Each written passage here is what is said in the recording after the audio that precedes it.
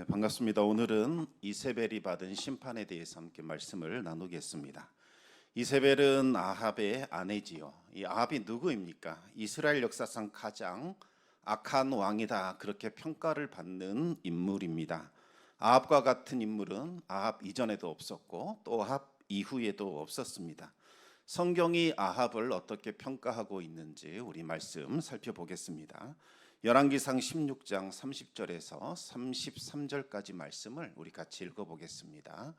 오므리의 아들 아합이 그의 이전의 모든 사람보다 여호와 보시기에 악을 더욱 행하여 느밧의 아들 여로보암의 죄를 따라 행하는 것을 오히려 가볍게 여기며 시돈 사람의 왕 엣바알의 딸 이세벨을 아내로 삼고 가서 바알을 섬겨 예배하고 사마리아에 건축한 바알의 신전 안에 바알을 위하여 제단을 쌓으며 또 아세라 상을 만들었으니 그는 그 이전의 모든 이스라엘의 모든 왕보다 심히 이스라엘 하나님 여호와를 노하시게 하였더라.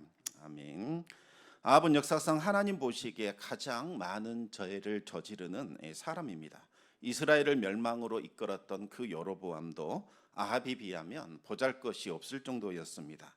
여로보암은 금송아지 숭배를 들여와서 하나님의 신앙을 변질시켰다면 아합은 아예 하나님을 믿는 신앙 자체를 없애버리고 바알과 아세라로 바꾸려고 했던 인물입니다. 아합이 꿈꾸었던 나라는 시돈과 같은 부유한 국가였습니다. 시돈은 당시 해상무역으로 큰 돈을 벌어들였습니다. 시돈이 하는 것은 다 따라하려고 했던 거지요. 그들이 섬기는 바알과 아세라를 모셔오면 잘 살게 될 것이라고 생각을 한 겁니다. 그래서 시돈의 공주 이세벨을 아내로 맞이했고 바알과 아세라 선지자 850명을 이스라엘로 데려오게 됩니다. 아합은 자신의 수도 사마리아에다가 바알을 위한 신전을 세우게 됩니다. 무슨 뜻일까요? 이스라엘의 신은 이제 바알이다, 이것을 공포한 것이나 마찬가지입니다. 그리고 아합의 종교 정책에 반대하는 이 선지자들은 핍박하고 죽였습니다. 아합처럼 하나님을 노엽게 진노하게 만든 사람은 없었습니다. 아합이 얼마나 하나님을 멸시했는지 그것을 잘 보여주는 사건이 있습니다. 여호수아의 저주를 무시하고 여리고성 그 터에다가 성을 건축한 거지요. 아합은 베델 출신의 히엘이라는 사람에게 여리고의 성을 건축하라 지시하게 되었는데 이것은 하나님의 말씀을 정말 업신여긴 행위입니다. 500년 전 여호수아가 이 여리고성을 무너뜨린 후에 이 자리에 절대로 성을 짓지 말라 경고했습니다. 여호수아가 여리고를 재건하지 말라 경고한 것은 바로 이 바알과 아세라 우상 숭배 때문이었지요. 여리고에 거주하던 그 원주민들이 이 바알과 아세라를 섬겼는데 하나님은 이것을 매우 가증히 여기셨습니다. 여러분, 이 바알과 아세라 숭배의 핵심이 무엇입니까? 바로 음행, 성적인 쾌락을 통해서 잘 살아보겠다, 번영을 일으키겠다, 이와 같은 종교입니다. 바알과 아세라 우상 숭배가 시작되면 아주 대규모의 음란과 살인의 죄가 일어나게 됩니다. 수많은 사생아들이 태어나 길거리에 버려져 죽거나 인신제사로 드려지게 되죠. 무고한 피가 이 여리고를 비롯한 가나안 땅 전역에 흘러내렸고 그 피가 하늘을 향하여 억울함을 호소하는 일이 일어났습니다.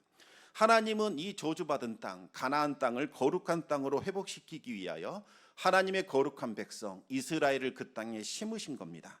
이스라엘 백성들이 바알과 아세라의 우상들을 다 제거하고 진심으로 하나님을 섬기게 되면 그 땅의 죄악이 제거가 되고 거룩함이 회복이 되지요. 그러면 그 가나안 땅은 젖과 꿀이 흐르는 복된 땅으로 변하게 됩니다. 하나님의 영광이 그 가나안 땅 이스라엘 백성들에게 임하게 되고 이제 온 세상을 비추게 되지요. 그러면 온 세상이 그 영광의 빛을 보고서 누가 진정한 하나님이신가, 누가 참된 신이신가, 누가 우리에게 구원을 베풀 수 있는가, 그것을 깨닫게 됩니다. 그리고 하나님을 경배하기 위하여 예루살렘으로 몰려들게 되지요. 이것이 하나님께서 이스라엘을 통하여 이루기를 원하셨던 구원 계획이었습니다. 하지만 아합은 이 하나님의 구원 계획을 완전히 정면으로 바꾸어 보려고 도전을 하게 됩니다. 그 거룩한 땅을 다시 우상 숭배의 땅으로 되돌리려고 한 거지요. 거룩한 하나님의 백성들을 바알과 아세라의 우상 숭배자들도 변질시키고자 하나님께 드리는 그 거룩한 제사를 없애버리고 바알과 아세라의 음란하고 더럽고 추악한 너무나도 가증한 우상 숭배를 그 땅에 심으려고 했던 겁니다. 아합은 이 일을 위하여 이 히엘에게 여리고성 건축을 맡긴 겁니다. 히엘은 여호수아의 저주를 무시해버리고 여리고성을 건축하게 됩니다. 그래서 결국 히엘이 터를 닦을 때에 맏아들을 잃게 됩니다. 또 성을 건축하고 성문을 달 때에 막내 아들을 잃게 됩니다. 여호수아가 했던 그 저주가 그에게 임했던 거지요. 히엘은 아합 시대를 살아가고 있는 사람들이 어떠한 모습이었는지를 대표적으로 상징적으로 보여주는 인물입니다. 왕에서부터 백성에 이르기까지 하나님을 철저히 업신여겼고 또 무시했던 겁니다. 그런데 이 아합을 충동시킨 사람이 있더라는 거지요. 아합을 이렇게 만든 주범이 따로 있었다는 겁니다. 그 사람이 누구일까요? 바로 그의 아내 이세벨이었습니다. 우리 열왕기상 21장 25절과 26절 말씀을 같이 읽어보겠습니다. 예로부터 아합과 같이 그 자신을 팔아 여호와 앞에서 악을 행한 자가 없음은 그를 그의 아내 이세벨이 충동하였음이라. 그가 여호와께서 이스라엘 자손 앞에서 쫓아내신 아모리 사람의 모든 행함같이 우상에게 복종하여 심히 가증하게 행하였더라. 아합이 자신의 목숨을 내 던져가면서까지 이렇게 악하게 굴었던 것은 바로 아내 이세벨의 충동에 빠졌기 때문입니다. 이세벨이라는 이 한 여인이 이스라엘 전체를 우상 숭배의 죄악에 빠뜨린 겁니다. 하나님은 더 이상 음녀 이세벨의 악행을 참으실 수가 없었습니다. 이제 이세벨에게 심판을 내리기로 작정하셨습니다. 이세벨을 향한 심판은 이미 엘리야를 통해서 예언이 되었지요. 이세벨이 그 나봇의 포도원을 빼앗고자 돈으로 매수하여 거짓 증인을 사들이고 악한 제사장을 내세워서 나봇이 하나님을 신성 모독했고 아합이라는 왕을 멸시했다. 이와 같은 이 거짓 증거를 통해서 신성 모독으로 돌로 쳐서 죽이게 한 겁니다. 나봇만 죽인 게 아니라 나봇의 아들들을 모두 다 죽였고 나봇의 가문을 멸절시켜 버렸습니다. 그래서 하나님은 엘리야를 보내서 이 아합에 대해서 심판을 선포한 겁니다. 아합이 흘린 그 피가 너희에게 임할 것이다. 아합의 모든 아들들이 죽게 될 것이고 그의 가문은 멸절될 것이다. 그리고 이 모든 일의 주범인 이세벨도 심판을 받아 죽을 것이다. 하나님께서 심판을 하신 겁니다. 그런데 놀랍게도 아합이 엘리야의 통해 선언된 하나님의 심판을 듣자 겸비한 모습을 보이게 됩니다. 하나님께서 매우 놀라워하면서 아합에 대한 심판을 연기시켜 줍니다. 아합이 살아있는 동안에는 하나님께서 말씀하신 그 멸절시키는 재앙은 내리지 않겠다. 아합의 아들들 시대에 보고서 그들이 어떻게 행하느냐 그것에 따라 그의 아들들의 시대에 내리겠다. 이렇게 말씀한 겁니다. 그래서 자동적으로 이세벨에 대한 심판도 연기가 되었던 겁니다. 하지만 아합의 아들들은 하나님께 돌아오지 않았습니다. 회개하지 않았지요. 여전히 어머니 이세벨의 영향을 받아 하나님의 선지자들과 종들의 피를 흘리고 핍박하는 일에 힘썼습니다. 하나님은 마침내 아합의 마지막 남은 아들 여호람을 폐위시켰고 예후에게 기름을 부어서 이제 이스라엘의 왕으로 세우게 됩니다. 예후를 통해서 여호람을 죽이고 이제 아합의 가문을 멸절시킨 겁니다. 예후가 여호람을 죽인 장소 바로 그것이 나봇의 포도원이었습니다. 나봇과 그의 아들들이 억울한 죽임을 당한 그곳 바로 그곳에서 하나님의 공의로운 심판이 이루어진 겁니다. 여호람이 나봇의 포도원에서 죽은 것은 우연히 일어난 것처럼 보이지만 실제로는 하나님의 뜻과 계획을 통해서 이루어진 겁니다. 어떻게 예후가 나봇의 포도원에서 여호람을 죽였는지 그 과정을 살펴보면 하나님이 이 일을 행하셨다는 것을 우리가 알 수 있습니다. 아합의 가문을 심판할 때가 되자 엘리사가 제자를 이 예후에게로 보내어 예후에게 기름을 붓게 합니다. 그리고 하나님이 너를 이스라엘의 왕으로 세우셨다라는 말을 전하고 급히 도망쳐 버립니다.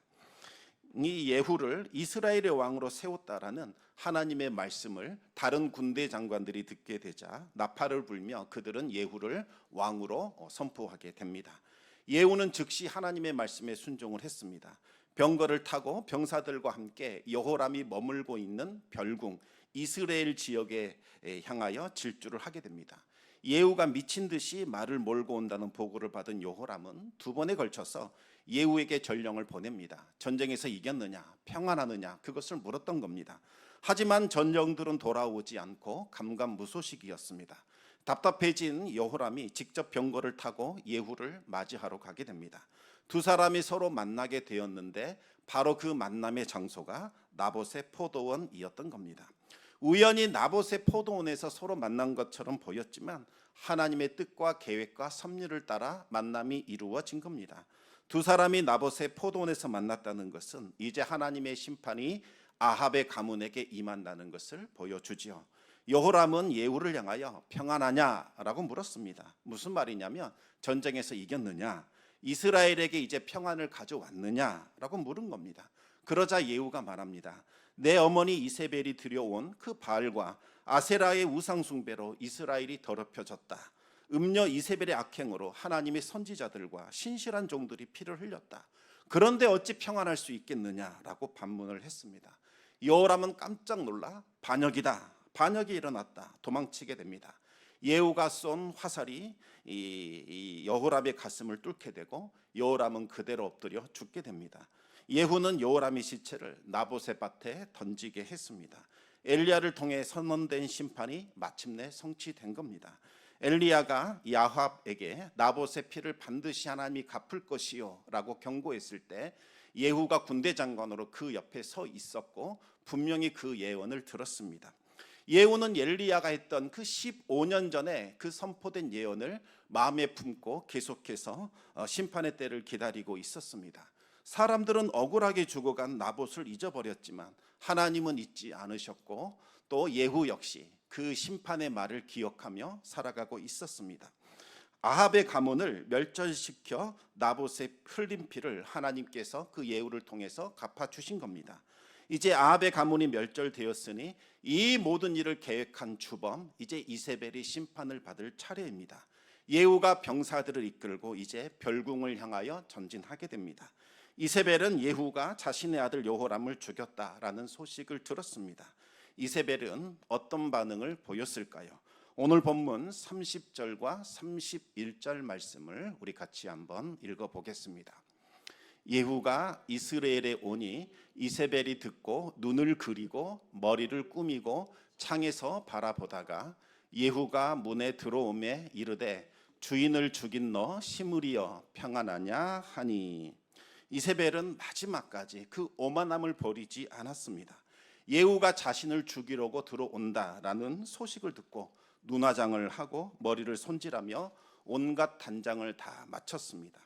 이세벨이 눈화장을 하고 머리를 꾸민 것은 오랜 세월 동안 몸에 배인 바로 그 우상 숭배의 습관이었습니다. 이세벨의 아버지가 누구입니까? 바로 바알과 아세라를 섬기던 대제사장이었습니다. 그런데 자신이 섬기던 왕을 죽이고 왕의 자리에 오른 거지요. 이세벨은 어렸을 때부터 아세라를 섬기는 여사제로서 적극적인 활동을 하고 있었습니다. 아세라의 여사제들이 하는 일은 아름다운 꽃들로 장식된 그 신전에서 옷을 발가벗고 남자들의 마음을 충동질하는 음악에 맞추어 춤을 추는 겁니다. 그러면 흥분된 남자들이 그 여사제들과 눈을 맞추고 짝짓기를 하게 되지요. 이세벨은 아합과 결혼한 이후에도 아세라 숭배를 적극적으로 후원했고 그 일에 가담하고 있었습니다. 이세벨은 마지막까지 자신의 성적인 매력을 끌어올려 예후의 마음을 돌리려고 합니다. 하지만 지금 이세벨은 23살의 손자를 둔 할머니입니다. 어찌 젊은 시절의 매력을 드러낼 수 있겠습니까? 헛된 일입니다. 그럼에도 불구하고 헛된 짓을 포기하지 않고 있었던 거지요. 또한 이세벨은 이제 황태후로서 권세와 위엄을 갖추어 예후를 두렵게 하려고 마음먹고 있었습니다. 비록 왕인 아들이 죽었지만 여전히 나는 왕의 어머니다. 살아있는 권력자다. 내가 실권자다. 강하게 드러내고 있는 겁니다. 여태껏 그 이세벨 앞에서 두려워 떨지 않은 사람은 한 사람도 없었습니다. 이스라엘의 왕이었던 남편 아합도 그리고 그 두 아들들도 이세벨을 두려워했고 그 앞에서는 꼼짝도 하지 못했습니다. 반대로 이세벨은 두려움이 전혀 없었습니다. 하나님도 두려워하지 않았습니다. 하나님의 기적을 드러내고 바알의 선지자 450명을 심판했던 엘리야 앞에서도 전혀 주눅이 들지 않았습니다. 두려운 기색을 표출하지 않았습니다. 오히려 내가 엘리야를 죽이겠다 이렇게 분노하며 자신의 감정을 드러냈지요. 오죽하면 그 모습에 기가 질린 엘리야가 영적 탈진에 빠져서 남쪽 끝단에 있는 광야로 도망을 쳤겠습니까? 화장을 마친 이세벨은 도끼를 가득 품은 경멸의 눈빛으로 창가에 서서 별궁으로 들어오고 있는 예후를 바라보게 됩니다. 예후 너 따위는 전혀 두렵지 않다 허세를 부리고 있는 거지요. 할 수만 있다면 얼굴 표정으로도 예후에게 위압감을 주려고 하고 있는 겁니다. 최후의 순간까지 그 교만함과 오만함으로 자신의 권위와 위엄을 지키려고 했던 겁니다. 예후가 이제 성문으로 들어오자 창가에 서서 지켜보던 이세벨이 소리를 칩니다. 주인을 죽인 너 시므리여 평안하냐? 이세벨은 예후를 시므리라고 부르고 있습니다. 여러분, 이 시므리가 누구입니까? 자신이 섬기던 엘라 왕을 죽이고 왕권을 빼앗았던 반역자입니다. 당시 시므리는 병거 부대의 절반을 통솔하고 있었던 군대 장관이었습니다. 시므리는 반역을 일으킨 후에 왕의 가문을 완전히 잔인하고 무차별적으로 살인하게 됩니다. 하지만 이 시므리가 거머쥔 왕권은 그래 오래가지 못했습니다. 왕이 된 지 7일 만에 그 왕권을 빼앗기게 됩니다. 또 다른 군대 장관인 오므리가 반역을 일으켰기 때문입니다. 당시 오므리는 기브돈이라는 곳에 진을 치고 블레셋과의 전쟁을 준비하고 있었습니다. 당시 이스라엘은 전쟁을 눈앞에 둔 위기 상황이었고 나라가 거기에 온통 관심이 쏠려 있었습니다. 그런데 이 시므리가 이 권력력에 눈이 멀어서 반역을 일으킨 겁니다. 병사들과 백성들이 얼마나 분노했겠습니까? 시므리가 반역을 일으켰다, 왕을 죽였다, 이 소식이 들려오자 기브돈의 진을 치고 있는 병사들은 오므리를 그냥 왕으로 추대해버리게 됩니다. 오므리를 따르는 병사들과 백성들은 그 시므리를 제거하기 위하여 시므리가 거주하고 있는 왕궁을 완전히 포위하게 됩니다. 그제야 시므리는 민심이 어떤지를 깨닫게 되었습니다. 시므리는 이대로 오므리의 손에 죽을 수가 없었지요. 그래서 왕궁을 불살라버리고 스스로 목숨을 끊게 됩니다. 왕이 된 지 7일 만에 죽은 겁니다. 오므리가 이 혼란한 것을 수습하기 위하여 왕이 되었습니다. 여러분, 이 시므리를 죽인 오므리가 누구입니까? 바로 아합의 아버지입니다. 아합 왕조를 세운 왕조, 바로 이 초대 왕입니다. 이세벨이 말합니다. 예후 너는 시므리처럼 될 것이다. 네가 감히 반역을 일으키고 내 주인을 죽이고 네가 왕이 되려고 하느냐? 너는 기껏 해봐야 7일도 채우지 못하고 우리 아합 가문의 사람을 통하여 너는 제거될 것이다. 이렇게 저주하고 있는 겁니다. 아합 가문이 너를 처단할 것이라고 저주하고 있는 거지요. 정말 이세벨은 무시무시한 여자라고 할 수 있습니다. 예후는 창가에서 들려오는 목소리를 쳐다봤더니 이세벨이 시퍼런 눈을 뜨고 자신을 쳐다보고 있었습니다. 눈가를 다시 또 그곳을 보니 그 뒤에는 이세벨 뒤에는 내시들이 서 있었습니다. 예후는 그 내시들을 바라보면서 외쳤습니다. 우리 32절, 33절 말씀을 같이 읽어보겠습니다. 예후가 얼굴을 들어 창을 향하고 이르되 내 편이 될 자가 누구냐 하니 두어 내시가 예후를 내다 보는지라. 이르되 그를 내려 던지라 하니 내려 던짐에 그의 피가 담과 말에게 튀더라. 예후가 그의 시체를 밟으니라. 예후가 그 내시들을 향하여 말합니다. 내 편이 될 사람이 누구냐 외치자 두어 사람이 예후를 쳐다보지요. 그들은 예후에게 눈빛을 보냈습니다. 우리들은 당신의 편입니다. 어떤 명령이든지 내려만 주십시오. 이세벨의 최측근이었던 내시들마저도 이제는 등을 돌린 거지요. 이들은 예후의 마음을 얻어서 이 궁전에서 계속 지내기를 원했습니다. 그래서 예후가 이세벨을 창 밖으로 내던지라 명령을 하자 그들은 주저하지 않고 이세벨을 들어 창 밖으로 내어 던졌습니다. 이세벨은 그대로 땅에서 추락하게 되었고 그 자리에서 즉사합니다. 이세벨의 피가 솟구쳤고 담벼락과 말에게 튀게 됩니다. 예후는 병거를 몰아서 이세벨의 시신을 완전히 짓밟아 버렸습니다. 이세벨의 죽음을 비참하고 굴욕적으로 만들려고 한 겁니다. 이세벨은 자신의 권력이 영원 무궁할 것이라고 생각했지만 결국 자신이 저지른 죄값에 걸맞은 비참한 죽음을 맞이하게 됩니다. 여러분, 하나님의 공의는 반드시 실현이 됩니다. 예후는 이세벨의 시신을 그대로 버려두고 왕궁으로 들어가 음식을 먹고 마셨습니다. 왜 하필 여기서 예후가 음식을 먹고 마셨는지 알 수는 없습니다. 아마도 내가 해야 할 일을 다 완수했다, 그렇게 생각했을지도 모르겠습니다. 그런데 요한계시록 19장은 이 장면을 마치 구원받은 성도들이 음녀의 멸망을 축하하면서 어린 양의 혼인잔치에 들어가 친교의 떡을 먹고 마시고 기쁨을 누리는 것으로 해석하고 있습니다. 우리 함께 요한계시록 19장 2절 말씀을 한번 읽어보겠습니다.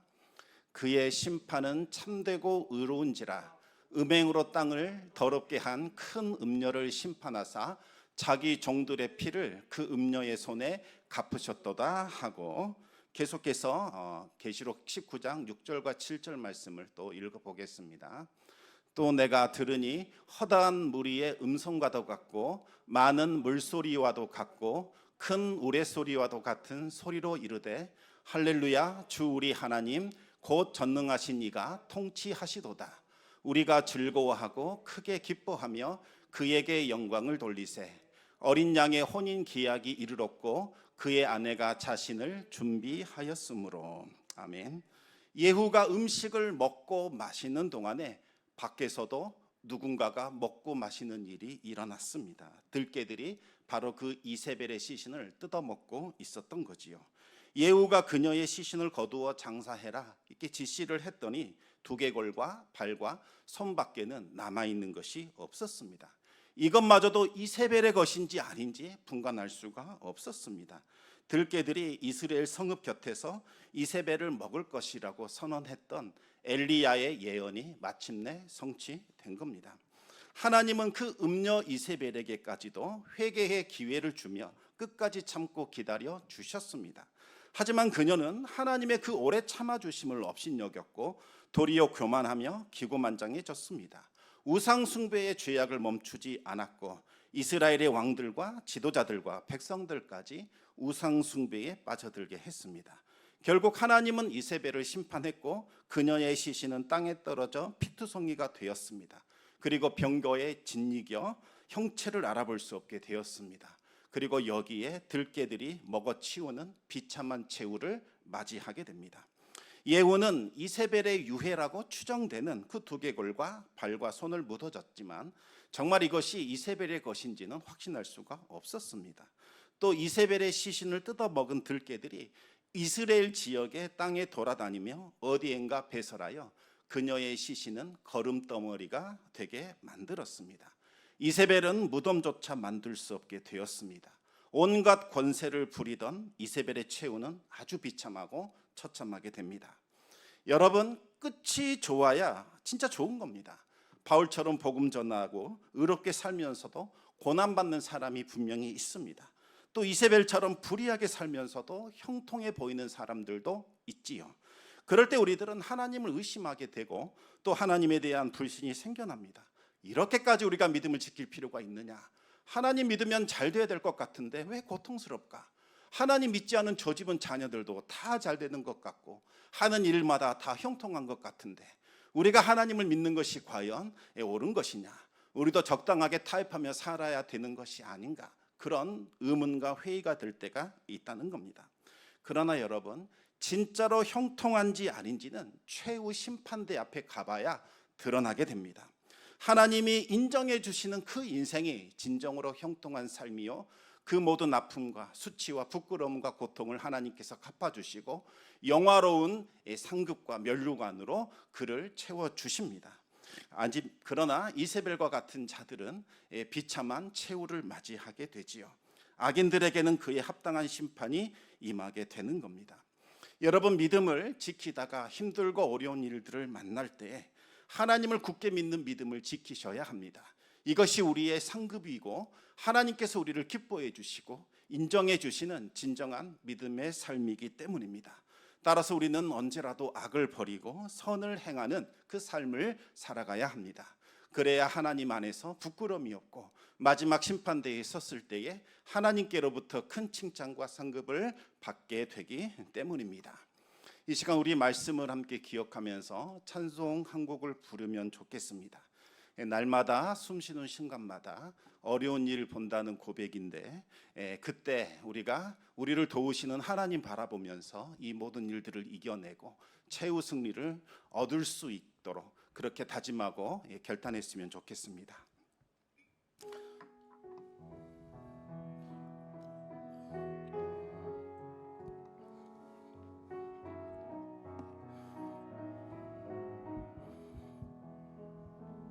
날마다 숨쉬는 순간마다 내 앞에 어려운 일 보내 주님 앞에 이 몸을 맡길 때 슬픔 없네 두려움 없네 주님의 그 자비로운 손길 항상 좋은 것 주시도다 사랑스레 아픔과 기쁨을 수고와 평화와 안식을 날마다 숨쉬는 순간마다 날마다 숨쉬는 순간마다 내 앞에 어려운 일 보내 주님 앞에 이 몸을 맡길 때 슬픔 없네 두려움 없네 주님의 그 자비로운 손길 항상 좋은 것 주시도다 사랑스레 아픔과 기쁨을 수고와 평화와 안식을 날마다 주님 내 곁에 계셔 날마다 주님 내 곁에 계셔 자비로 날 감싸 주시네 주님 앞에 이 몸을 맡길 때 힘주시네 위로함 주네 어린 나를 품에 안으시사 항상 평안함 주시도다 내가 살아 숨을 쉬는 동안 살피신다 약속하셨네 인생의 어려운 순간마다 주의 약속 생각해 보네 내 맘속에 믿음 잃지 않고 말씀 속에 위로를 얻네 주님의 도우심 바라보며 모든 어려움 이기도다 흘러가는 순간순간마다 주님 약속 새겨봅니다. 이 시간 눈을 감고 하나님의 말씀을 한번 묵상해 보시기 바랍니다. 네, 반주 계속해 주시기 바랍니다. 정말 우리가 숨 쉬는 순간마다 정말 우리 앞에 있는 어려운 일들을 보게 됩니다. 하나님을 믿는데 왜 이런 일이 일어나야 합니까? 정말 힘듭니다. 아버지 하나님 도와주시옵소서. 하나님 도와주셔야 하는 것 아닙니까? 하나님 안 믿는 사람들은 잘 살고 걱정도 없고 근심도 없는 것 같은데 왜 이런 일들을 우리가 당해야 합니까? 그렇게 불평하며 원망할 때가 참 많습니다. 그런데 주님께서 말씀하십니다. 나를 좀 믿어보렴. 내가 너를 위하여 새 일을 행하고 있다. 걱정하지 말며 두려워하지 말라. 내가 너에게 승리를 주리라. 나와 함께 가자. 내가 너를 품에 입고 있지 않느냐. 장차 너에게 좋은 일이 나타나게 될 것이다. 두려워하지 말고 염려하지 말라. 나를 바라보라. 상황을 바라보지 말고 너를 도우시는 하나님이 너와 함께 하시니 너는 나를 믿고 나와 동행하자. 우리 주님께서 말씀해 주고 계십니다. 이 시간 우리 함께 회개하는 기도를 먼저 드렸으면 좋겠습니다. 하나님, 회개합니다. 자꾸 불신앙에 빠졌습니다. 하나님이 우리를 도와주신 것이 너무나 크고 너무나 감사한데도 그거 다 잊어버리고 또다시 하나님 앞에 불평하며 원망했습니다. 아버지 하나님, 불평의 죄악을 아버지 하나님 용서하여 주시고 하나님을 온전히 믿고 의지하며 따르게 하여 주시옵소서. 그리고 또 이 시간 기도하기를 원합니다. 하나님, 주님의 손잡고 다시 일어서게 하여 주시고 주님께서 이끄시는 생명의 길, 복된 길 걷는 자들 되게 하여 주시옵소서. 우리 청담의 성도들과 함께 그 길 걸어갈 수 있도록 역사하여 주시옵소서. 우리 같이 주여 한번 외치신 후에 함께 통성하며 기도하겠습니다. 주여!